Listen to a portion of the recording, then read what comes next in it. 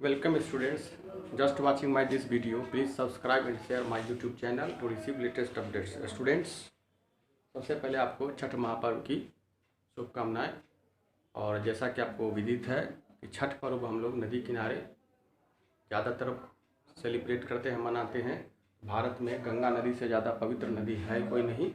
तो आज मैं ज्योग्राफी के एक टॉपिक को आपके सामने रिप्रेजेंट कर रहा हूँ। टाइटल लिखा हुआ है गंगा का निर्माण। गंगा की उत्पत्ति नहीं, जनरली लोग समझते हैं गंगा की उत्पत्ति नहीं, गंगा का निर्माण। तो गंगा का निर्माण एक चैनल से नहीं, कई चैनल से मिलते हैं। छोटी छोटी नदियों की धाराएं मिलकर के गंगा का बृहत रूप लेती है। तो मैं स्टार्ट करता हूं। आप देखिएगा बद्रीनाथ के पास एक ग्लेशियर है जिसका नाम है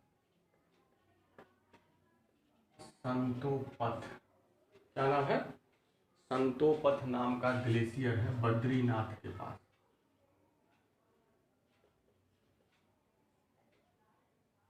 ठीक है, संतोपथ के पास एक बद्रीनाथ के पास एक ग्लेशियर है, हिमनद है जिसका नाम है संतोपथ।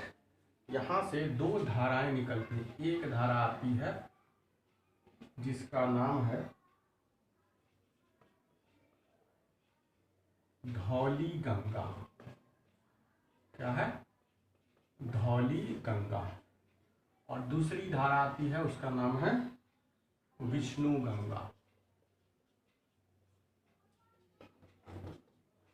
क्या है इतिहास? देखिए, बद्रीनाथ के पास संतोपद नाम का एक हिमनद है जहां से जो धाराएं नदी के रूप में निकलती, पतली धाराएं। एक है धौली गंगा, दूसरी है विष्णु गंगा। दोनों के मिलने से ये मिले, यहाँ पर इसको क्या बोला जाता है? विष्णु प्रयाग। विष्णु प्रयाग। ठीक है, 5 महाप्रयाग है, 5 प्रयाग है, जिसमें पहला है, सबसे पहला विष्णु प्रयाग। संतोपद हिम ग्लेशियर से निकलता है धौली गंगा, विष्णु गंगा, जहाँ मिलते हैं उनको क्या बोलते हैं? विष्णु प्रयाग। और तब ये अलकनंदा के रूप में, कौन नदी? अलकनंदा। अलकनंदा का रूप धारण करती है। कौन? धौली गंगा, विष्णु गंगा मिलती है विष्णु प्रयाग में, तब अलकनंदा की धारा निकलती है। अलकनंदा से थोड़ी दूरी पर एक नदी की धारा आती है ऐसे, जिसको बोलते हैं हम लोग नंदाकिनी। नंदाकिनी धारा आती है। वो अलकनंदा से मिलती है जिस जगह पे, उसको क्या बोलते हैं हम लोग? इस जगह को अलकनंदा कहाँ से बनी? धौली गंगा विष्णु गंगा के संयोजन से मिलन स्थल हुआ विष्णु प्रयाग, तब अलकनंदा नाम हुआ। अलकनंदा आगे बढ़ती है तो उसको मिलती है एक नदी नंदाकिनी। इस जगह क्या बोलेंगे? नंद प्रयाग। नंद प्रयाग दूसरा प्रयाग हो गया, है ना। इसके बाद फिर आगे अलकनंदा, एक और अलकनंदा। अलकनंदा नदी फिर आगे बढ़ती है, वो इसे इधर से एक नदी मिलती है फिर, जिसका नाम है पिंडारी। अलकनंदा से क्या मिलती है फिर? पिंडारी नदी। ठीक है, जहां मिलती है उसको बोलते हैं हम लोग कर्ण प्रयाग। ठीक है, क्या क्या हुआ? बद्रीनाथ के पास एक हिमनद है, नाम है संतोपथ, जिससे दो धाराएं निकलती है, धौली गंगा विष्णु गंगा, जिसका संगम होता है विष्णु प्रयाग। तब नदी की एक धारा निकलती है, बोलते हैं अलकनंदा। अलकनंदा से आगे नंद प्रयाग में मिलती है नंदाकिनी, और कर्ण प्रयाग में मिलती है पिंडारी नदी। फिर अलकनंदा आगे बढ़ती है तो आपको केदारनाथ से आती है।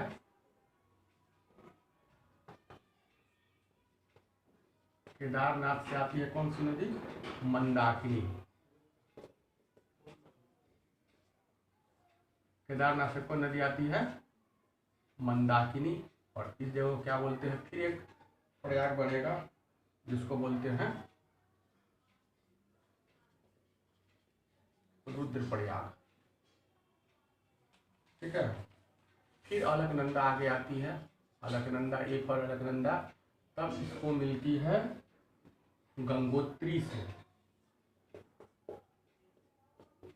गंगोत्री से निकलती है एक धारा जिसको बोलते हैं भागीरथी। अभी तक गंगा का निर्माण नहीं हुआ है ना। भागीरथी जहां पर मिलती है अलकनंदा से उसको क्या बोलते हैं हम लोग, देवप्रयाग। देखिएगा 5 प्रयाग हैं। पहला है विष्णु प्रयाग, दूसरा है नंद प्रयाग, तीसरा है कर्ण प्रयाग, चौथा है रुद्र प्रयाग और 5वां है देवप्रयाग। तब जाकर के आगे जो नदी आती है बृहद रूप लेकर के, वो होती है हमारी नदी गंगा। ठीक है, तो 5 प्रयाग कौन कौन है। विष्णु प्रयाग कहाँ पर है, तब हिस्ट्री देख लीजिए।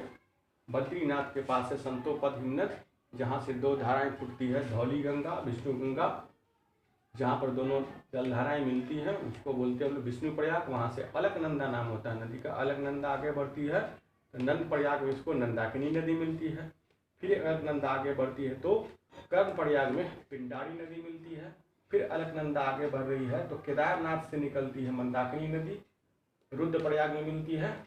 फिर अलकनंदा आगे आती है तो गंगोत्री से निकलती है भागीरथी और देवप्रयाग, और देवप्रयाग के बाद गंगा नदी बाहर निकलती है। तो 5 प्रयाग कौन कौन है, 1 विष्णु प्रयाग, 2 नंद प्रयाग, 3 कर्ण प्रयाग, 4 रुद्र प्रयाग और 5 देव प्रयाग। देव प्रयाग के पास गंगा का अलकनंदा का संयोग होता है गंगोत्री से, तब गंगोत्री से निकलने भागीरथी से, तब गंगा नदी का निर्माण होता है। तो गंगा की उत्पत्ति नहीं, गंगा का निर्माण है ये। और प्रयाग शब्द जो है ये मतलब होता है नदी वह स्थान जहाँ पर 2 या 2 से अधिक नदियाँ आपस में या जलधाराएं आपस में मिलती हैं। तो स्टूडेंट्स आज के लिए ज्योग्राफी क्लास के लिए यही काफ़ी है। नेक्स्ट डे मैं फिर आपसे संपर्क करूँगा, तब तक के लिए धन्यवाद।